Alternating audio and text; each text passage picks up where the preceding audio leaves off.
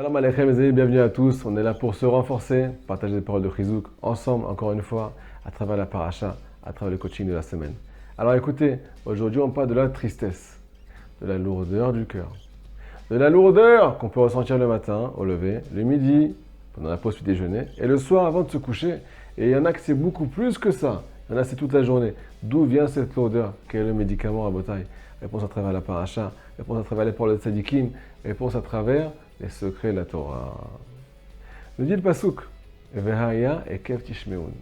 Et lorsque les talons vont entendre, qu'est-ce qu'ils vont entendre? Et à Mishpatim, les lois de la Torah. Je vous pose une question toute simple. Depuis quand les talons ont des oreilles? Pourtant la Torah témoigne, Vehaya et Kev Tishmeun. Si jamais les talons vont entendre, bonne question. Il faut savoir que la Torah, elle sait s'exprimer. Elle a un message à nous faire passer ici. Viennent les grands de la Chassidoute et nous dévoiler que le premier pasouk s'adresse à nous, à la dernière génération, qui va, Bézat Hashem, recevoir Mashiach qui se fait tant attendre.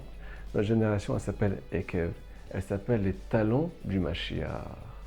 Si jamais même nous, qui sommes au plus bas rabotaï, qui sont tombés ce qu'on appelle dans le Sheol Tartiot, dans le feu des plaisirs, le feu des désirs, on va avoir des oreilles pour entendre les lois de la Torah. Alors, Akadosh Baruch Hu va nous amener la bracha, la vraie bracha qui s'appelle Mashiach Tzidkenu. La question qu'on va tous se poser, les amis, maintenant. Si jamais on s'appelle la génération des talons du Mashiach, les talons à Botaï, c'est l'endroit le moins sensible du corps, l'endroit où il y a la peau morte, l'endroit qui est vide de sensations. Et pourtant, c'est à nous qu'on demande, Vehaya et Kev Tishmeun, vous les dernières générations, ouvrez les oreilles, ouvrez votre cœur. Moi, j'ai une question pour vous. À Tisha B'Av, vous avez pleuré ou pas? Est-ce que vous avez réussi à verser une larme? Alors, il y avait deux solutions qui ont été données pour verser une larme à Tisha B'Av. C'était ou bien tu te coinces le doigt dans la porte, ou bien tu pries d'un Tunisien, de boulou et de citronnade à la fin du jeûne.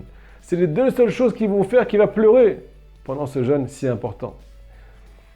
On est à Rabotaï pas très sensible. Pourquoi? C'est pas de notre faute. C'est parce qu'on est pris par l'exil, parce qu'on est au plus bas. Parce que Hachem a décidé qu'à la fin des générations, il allait avoir une vague de troubles. On ne sait plus où on habite. Imaginez-vous, un juif, il perd son travail. Il a des problèmes de shambait, il n'arrive pas à s'entendre avec sa femme, ni avec lui-même, il n'arrive pas à s'entendre. Tu lui dis maintenant, ouvre les oreilles. Alors c'est quoi la solution? Il y a marqué dans le premier mot de la paracha, Vehaya. Vehaya, ça fait référence à la joie. Quand il y a marqué Vayehi dans la Torah, ça fait référence à la rigueur, aux mauvaises nouvelles. Mais Vehaya et Kev Tishmeun, ça fait référence à la joie. Pour avoir un cœur ouvert malgré ton exil et pour te sortir de ton exil personnel, il faut que tu t'attaches à ce qu'on appelle la joie. Me dit Rabbi Nachman de Breslev, notre génération a été touchée par ce qu'on appelle la morsure du serpent. Qui c'est que le serpent il va mordre? Quelle partie du corps le serpent va mordre? Le talon, c'est nous qui mordons. Comment un juif va savoir s'il a été touché par ce qu'on appelle la morsure du serpent? C'est quoi les symptômes? Alors il y a deux choses. Il y a marqué dans l'écoute Moran deux choses. Premièrement, la tristesse. Deuxièmement, la lourdeur, la paresse. On est tous touchés. Je ne sais pas si vous êtes paresseux. Moi, des fois, à Botaï, c'est une catastrophe. On n'arrive pas à mettre un pied devant l'autre. Parce qu'on est perdu, on est baillé ouche des fois. On est à ce qu'on appelle le désespoir. Qu'est-ce qui va nous aider à sortir de là-bas? Me dit Rabbi Nachman, c'est la joie. Pourquoi la joie? Parce que tout démarre de ce qu'on appelle la vision des choses. Ta pensée.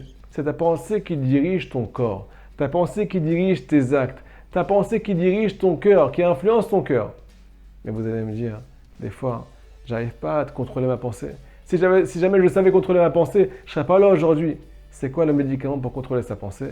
Il y a marqué dans l'écoute Moran que pour la nihig et amour, pour diriger son cerveau, il faut être joyeux.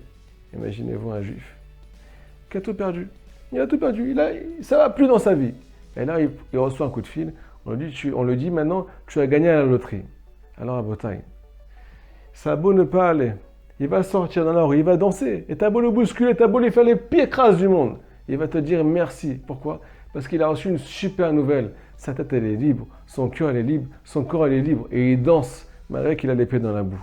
Me dit Rabbi Nachman, tu vas arriver à diriger ta pensée, malgré que c'est pas toujours ça. Alors sois dans la joie. Maintenant, vous allez me dire, les amis, comment arriver à la joie? C'est bien beau tout ça. J'ai déjà essayé, j'ai jamais réussi. Peut-être que c'est même pas fait pour moi. Peut-être que j'ai pas le bon tempérament pour arriver à ce qu'on appelle la simcha. Alors, 3 ségoulottes pour vous. Premièrement, tikkun haklali. Pourquoi tikkun haklali? Si vous avez un coup d'arsob, ça veut dire que votre casier judiciaire est peut-être bien rempli. C'est possible. C'est le cas de nous tous, je vous rassure. On a des fautes. Les fautes dans la Torah, elles entraînent ce qu'on appelle la tristesse. Et quand on est triste, on fait encore plus de fautes.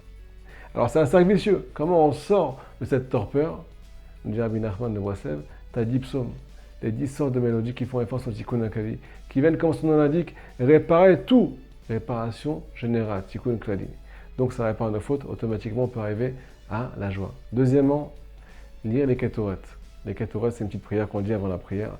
Ça délivre la présence divine qui est en nous, la présence divine, en général, de ce qu'on appelle l'exil.